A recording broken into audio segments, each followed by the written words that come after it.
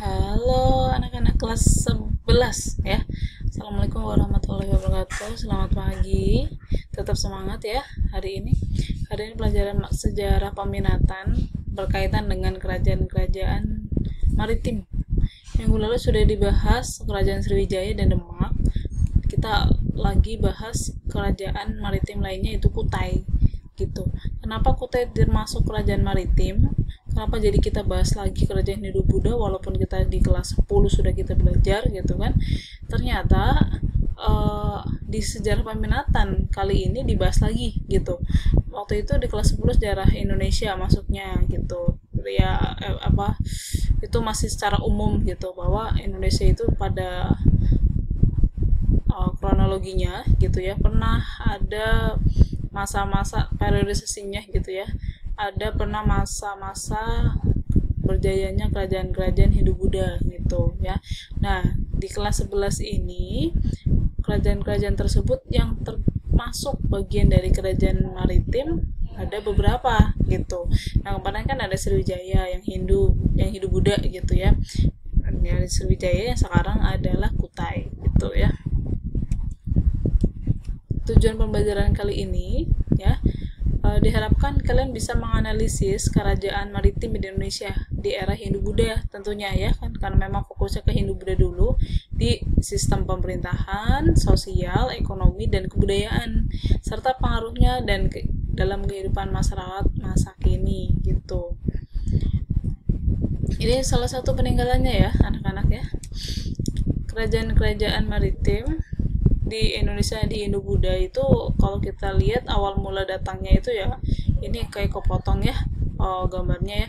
Pastinya ini sebelah sini ada India gitu. Nah, dia mempengaruhi ke daerah-daerah sekitarnya ya, termasuk kita. Di sini ada negara-negara lain, ada Cina bahkan ya.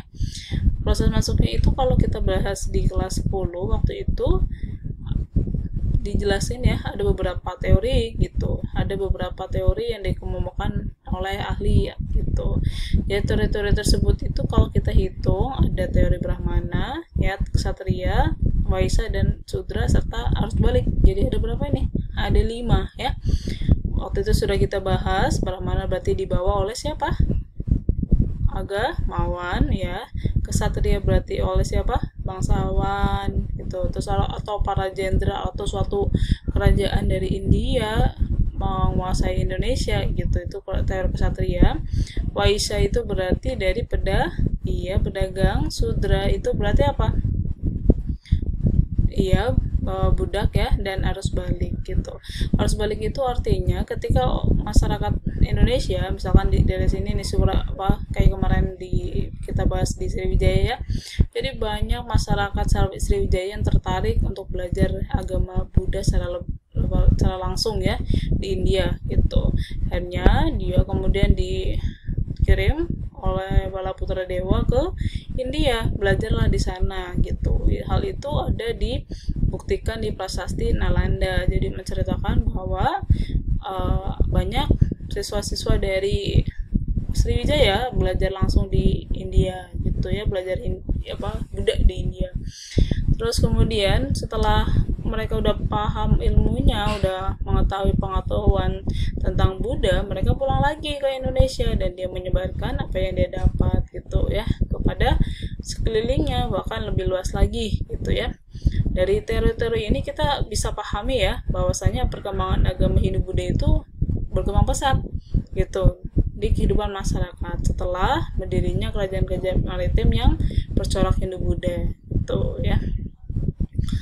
Nah, kerajaan maritim pertama ya tentunya kita bahas waktu itu kan Hindu-Buddha, Hindu dulu berarti ya. Di kelas 10 waktu itu ya. Itu ada kerajaan-kerajaan yang paling pertama disebutnya ada kerajaan Kutai gitu. Kutai itu kenapa dikatakan maritim? Ya kita lihat sendiri di sini ada lautan ya. Jadi memang mata pencarian mereka pun banyak yang dihasilkan dari hasil laut ya, perikanan dan macam-macam gitu ya. Terus kemudian diperkirakan ada di daerah Muara Kaman di tepi Sungai Mahakam, Kalimantan Timur, ini lebih tepatnya ya. Jadi ada sebuah Sungai Mahakam di Kalimantan Timur, sebelah sini kan Kalimantan Timur ya. Nah, ada prasasti Yupa. Ya, ada waktu itu ditemukan 7 buah Yupa ya. Penguasa pertama kerajaan Kutai itu namanya Kudungga gitu. Jadi ini kalau kita sebut bahwasanya ini kerajaan Hindu pertama, artinya sebelum ada dibuat kerajaan, sistem pemerintahan di Indonesia itu masih sistem seperti apa? Praaksara. Iya benar. Jadi ini adalah tonggak awal. Kalau waktu itu kelas 10 bahas tonggak awal dari sejarah gitu, atau mengenal tulisan gitu ya. Dan di sini udah ada prasasti gitu. Mulanya itu Kudungga itu adalah penguasa lokal, kalau kita sebut itu kayak kepala suku gitu ya. Namun karena ada pengaruh Hindu, dia tahu bahwa di India itu, atau Hindu di India itu, mereka sudah mengenal sistem kerajaan. Jadi pemerintahnya itu dari yang hanya penguasa lokal, kelompok-kelompok beberapa atau bahkan ratusan atau puluhan ribuan gitu ya. Dia menjadi kepala suku, dia menjadi ketuanya, tapi setelah dia mengenal sistem pemerintahan kerajaan, diganti gitu ya. Dia menjadi raja, iya. Terus, nah ini adalah foto atau gambar ya, lukisan dari raja yang berhasil mencapai puncak kejayaan dari Kutai. Terus kita lihat di sini ya, perbedaan kekuasaan dilakukan secara turun-temurun, tentunya itu karena udah di bidang pemerintahnya udah berubah gitu.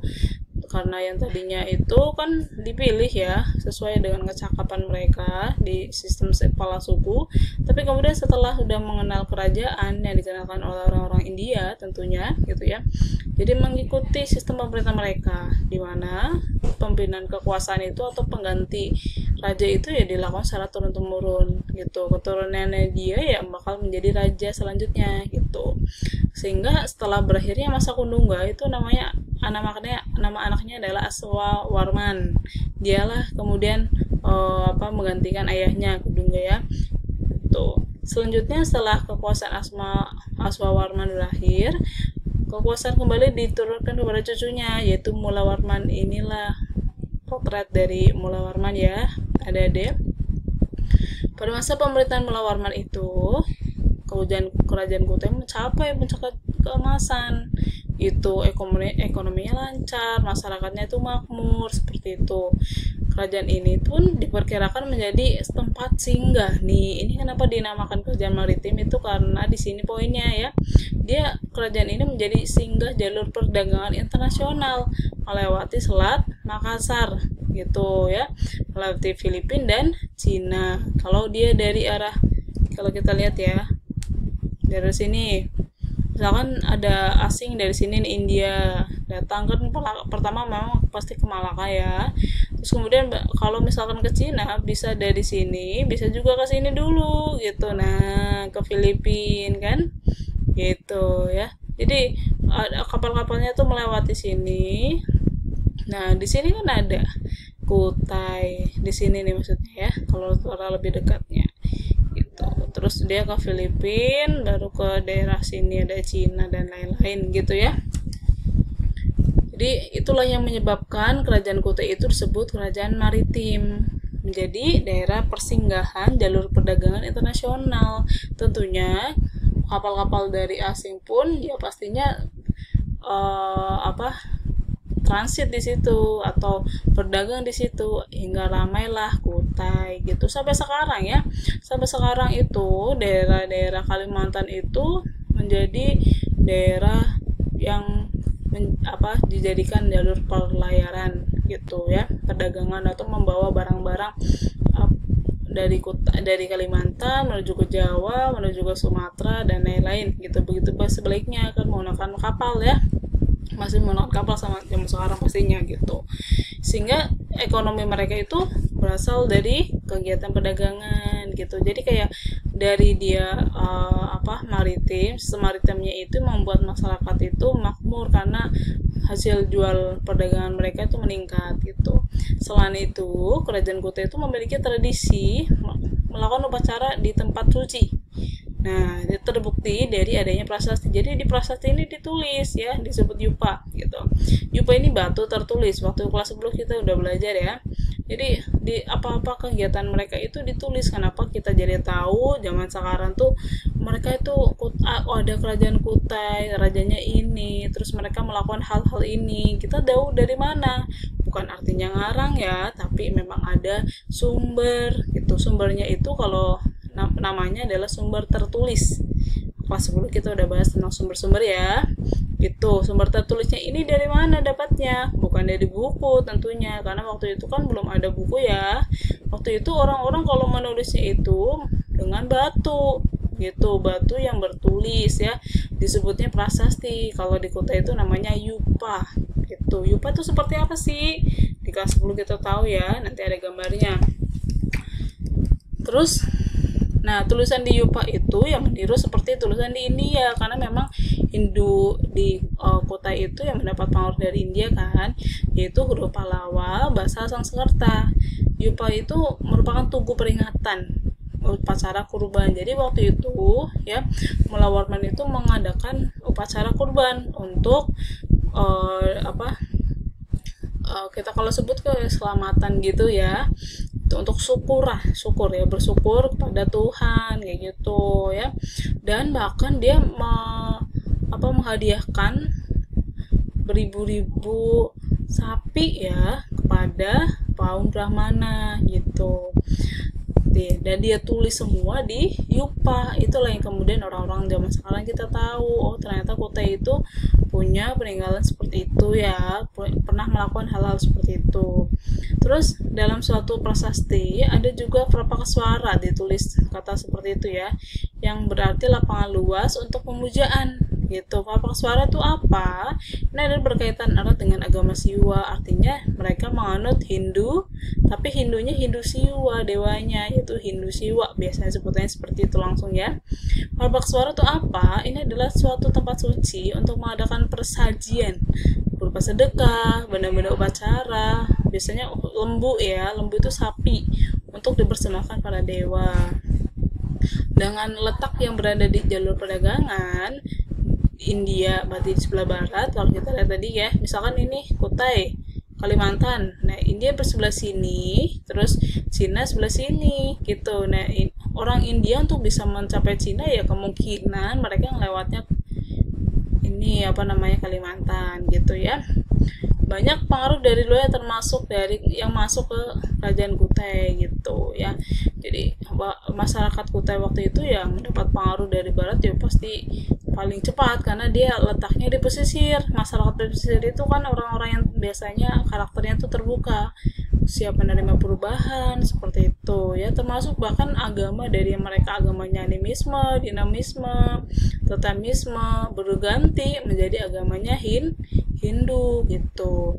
Terus kemudian ini buktikan dengan ditemukan benda dari kedua wilayah tersebut. Ini India sama Cina maksudnya ya. Kalau ada keramik, arca Dewa Trimurti, juga ada arca Ganesha. Kemungkinan merupakan bagian dari perlengkapan upacara keagamaan selain untuk kehidupan sehari-hari gitu ya. Nah, ini peninggalannya ya. Kalau ini sebenarnya yupanya ya. Tuh, ini yupanya. Terus kemudian prasasti yupa ya. Ini kalau misalkan kita lihat tulisannya gitu ya. Ini namanya tulisan tadi yang disebut depan. Huruf Pallawa, bahasa Sanskerta. Kalau kita lihat sekilas tuh memang mirip seperti aksara India zaman sekarang ya. Memang kita kan pengaruhnya dari India. Ada juga ini ya. Ini untuk raja ya, tapi ini terbuat dari ini kayak mahkota gitu, mahkota raja yang terbuat dari emas. Kamu bisa lihat di sini ya. Pastinya ini berat ya kalau terbuat dari emas, biasanya dipakai untuk kegiatan-kegiatan penting gitu baru dipakai gitu ya. Sudah selesai, kalian bisa lihat di YouTube saya juga ya anak-anak. Terima kasih. Kalau mau ada kritik saran silahkan ditulis di email saya. Terima kasih. Selamat pagi. Tetap semangat ya. Wassalamualaikum.